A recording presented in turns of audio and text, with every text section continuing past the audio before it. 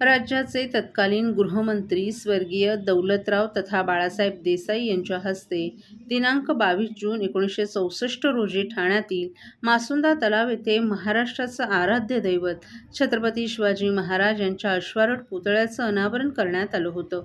या पुतळ्यास 19 फेब्रुवारी 2026 रोजी छत्रपती शिवाजी महाराज जयंतीदिनी त्यांच्या अश्वारूढ पुतळ्यास पुष्पहार अर्पण करून अभिवादन करत महाराष्ट्र प्रदेश काँग्रेस कमिटी अनुसूचित जाती विभागाच्या वतीनं करण्यात आलं. उपाध्यक्ष नंदकुमार मोरे, ठाणे शहर काँग्रेसचे सचिव मनोजकुमार पांडे, ठाणे शहर जिल्हा युवक काँग्रेसचे उपाध्यक्ष शुभम सोनाने, मुकुंद राठोड, पप्पू सलमानी, रवी गुप्ता आदीही यावेळी उपस्थित होते.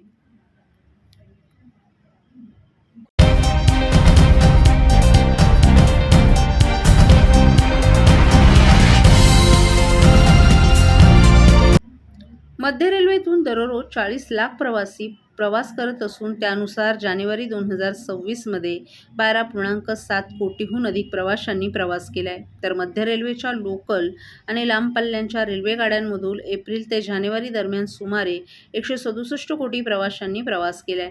मध्य रेल्वेने 2025-26 या आर्थिक वर्षात प्रवासी वाहतुकीत उल्लेखनीय वाढ झाल्याची नोंद केली आहे, ज्यामध्ये लोकल सेवा आणि लांब पल्ल्याच्या रेल्वे सेवा या दोन्ही विभागांमध्ये स्थिर वाढ नोंदवली आहे. मध्य रेल्वेने 2025-26 या आर्थिक वर्षात एकूण 137 कोटीहून अधिक प्रवाशांनी प्रवास केलाय.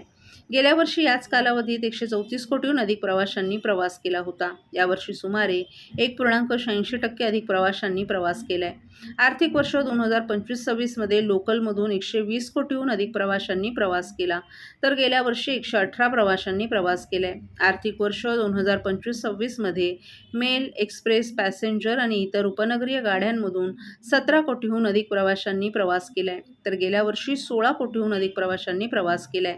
जानेवारी 2026 मध्ये मध्य रेल्वेतून 14 कोटीहून अधिक प्रवाशांनी प्रवास केला.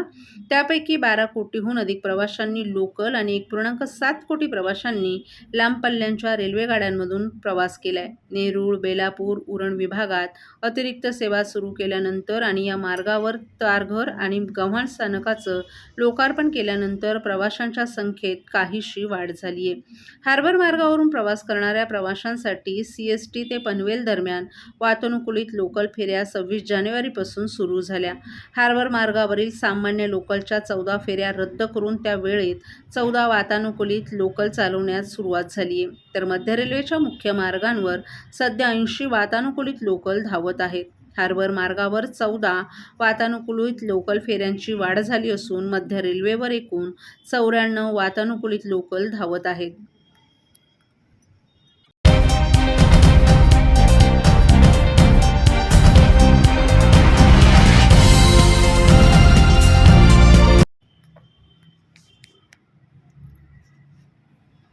बाळासाहेब ठाकरे यांच्या हिंदुत्वाच्या मुष्टीतून तयार झालेले राज ठाकरे आणि एकनाथ शिंदे हे कार्यकर्ते असून दोघेही लोकप्रिय नेते आहेत. ते जर भेटले असतील, एकत्र चर्चा करत असतील तर तुम्हाला पोटशूळ का, असा प्रश्न करत महाराष्ट्रातीलच नव्हे तर जगभरातील शिवसैनिक राज ठाकरे आणि एकनाथ शिंदे कधी एकत्र येतील याची वाट बघत असल्याचं वक्तव्य शिवसेनेचे खासदार नरेश म्हस्के यांनी केले.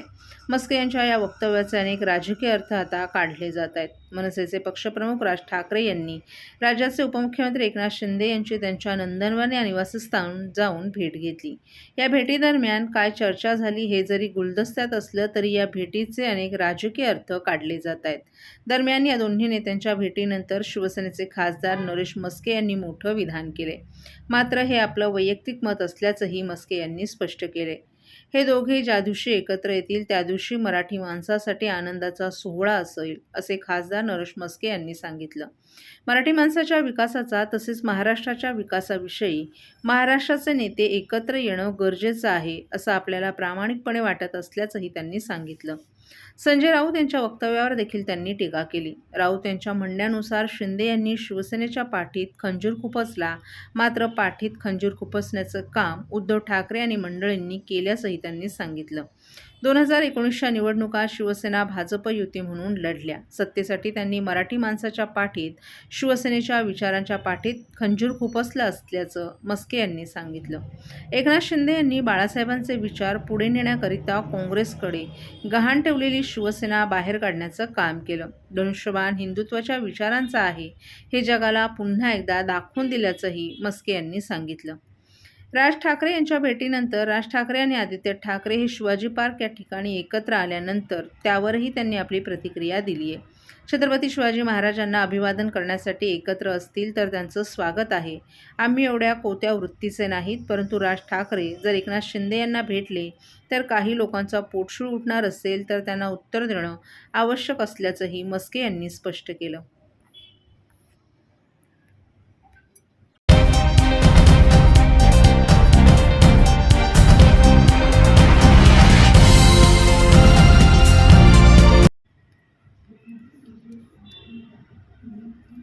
ठाणे ग्रामीण पोलीस दलातील पोलीस शिपाई भरती प्रक्रियेनं आता वेग घेतला असून बहुप्रतीक्षित मैदानी चाचणीला 21 फेब्रुवारीपासून सुरुवात होते. 167 रिक्त पदांसाठी तब्बल 4,700 उमेदवारांनी अर्ज केले असून एका जागेसाठी 28 उमेदवारांमध्ये चुरस पाहायला मिळणार आहे. मुंब्रा येथील मैदानावर ही भरती प्रक्रिया पार पडणार असल्याची माहिती पोलीस प्रशासनाकडून देण्यात आली आहे. ठाणे ग्रामीण पोलीस दलानं भरतीसाठी चोख नियोजन केलं असून 21 ते 27 फेब्रुवारी या कालावधीत कागदपत्र पडताळणी, शारीरिक मोजमाप आणि मैदानी चाचणी घेतली जाईल. मुंब्रा कौसा येथील मौलाना अबुल कलाम आझाद स्टेडियमवर पहाटे 4:30 वाजल्यापासून ही प्रक्रिया सुरू होणार आहे. त्यामुळे उमेदवारांना वेळेपूर्वीच हजर राहण्याचे निर्देशही देण्यात आलेत. कागदपत्रांची अट कडक करत उमेदवारांनी येताना ऑनलाईन अर्जासह मूळ कागदपत्र आणि त्यांचा एक छायांकित संच सोबत आणणं अनिवार्य आहे. विशेष म्हणजे सर्व कागदपत्र 7 डिसेंबर 2025 पूर्वीचीच असावीत अशी अट घालण्यात आली आहे.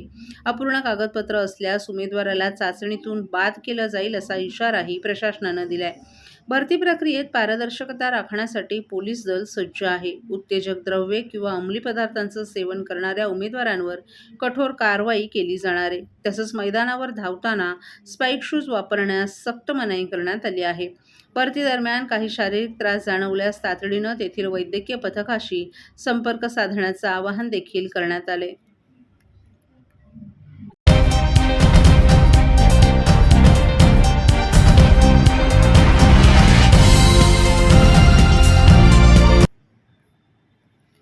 मुनीसुव्रत अहम ग्रुपतर्फे उभारण्यात आलेल्या अत्याधुनिक मुनीसुव्रत टेक्स्टाईल पार्कचं उद्घाटन वस्त्रोद्योग मंत्री संजय सावकारे यांच्या हस्ते आणि भाजपचे महाराष्ट्र प्रदेशाध्यक्ष रवींद्र चव्हाण यांच्या हस्ते मुनीसुव्रत टेक्स्टाईल पार्कच्या कार्यालयाचं उद्घाटन करण्यात आलं. यावेळी कपिल पाटील आणि उद्योग क्षेत्रातील अनेक मान्यवरही उपस्थित होते.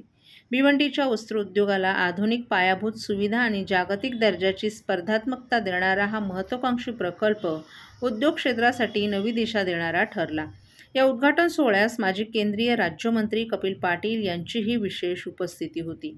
यावेळी मान्यवरांनी भिवंडीच्या पारंपरिक वस्त्रोद्योगाच्या समृद्ध वारशाचा उल्लेख करत आधुनिक तंत्रज्ञान, सुसज्ज औद्योगिक संकुल आणि एकात्मिक सुविधांमुळे उद्योगाला नवीन बळ मिळणार असल्याचं सांगितलं. या टेक्स्टाईल पार्कमुळे उत्पादन क्षमता वाढ, निर्यात वृद्धी आणि मोठ्या प्रमाणावर रोजगार निर्मिती साध्य होईल असा विश्वासही व्यक्त करण्यात आला.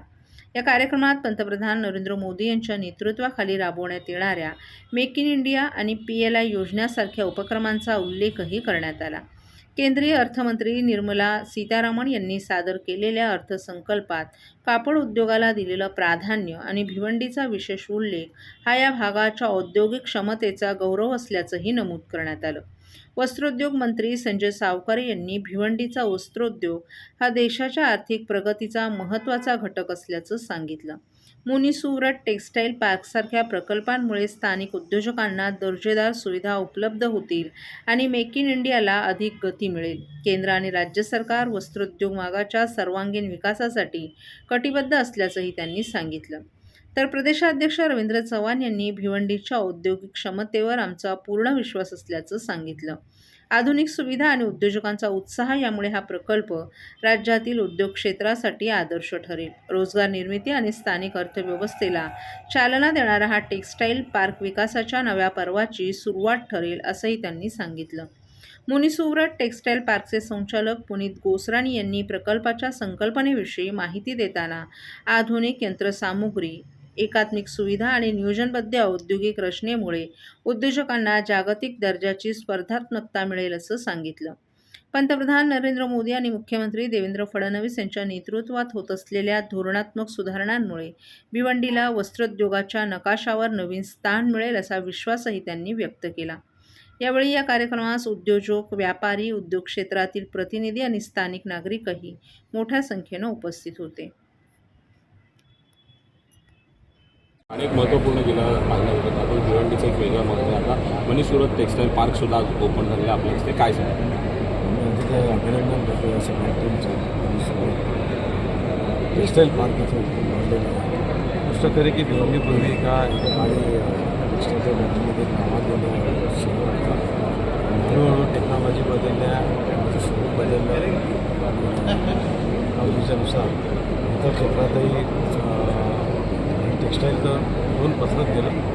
पूर्वी ह्युमिडिटी आता असल्यामुळे मुंबई कोस्टल एरिया, भिवंडी या भागातच मोस्टली कॉन्सन्ट्रेट होता. अत्याधुनिक टेक्निकच्या उपयोगाने, सहाय्याने ते ह्युमिडिटी क्रिएट केली जाते. म्हणजे आपण बघू शकतो की मुंबई कोस्टल एरियाच्या व्यतिरिक्त अनेक ठिकाणी हे बिझनेस वाढला, तिथे शिफ्ट झाला. काही गुजरातमध्ये गेला, कोल्हापूरला गेला, काही विदर्भात गेला. त्याच्यामुळे भिवंडीचा बिझनेस बऱ्यापैकी कमी झाला. पुन्हा आता एक नवीन टीम तयार होते, नवीन उभारी येते आणि सोबतच्या माध्यमातून आज इथे टेक्स्टाईल पार्क उघडला. तिथे फॅक्टरी, होलसेल, रिटेल, अग्री आणि अनेक दालना, म्हणजे अनेक व्यापारी एकत्र बसले, तिथे बिझनेस होईल अशी अनेक टेक्स्टाईल पार्क इथे उघडली. पुन्हा गतवा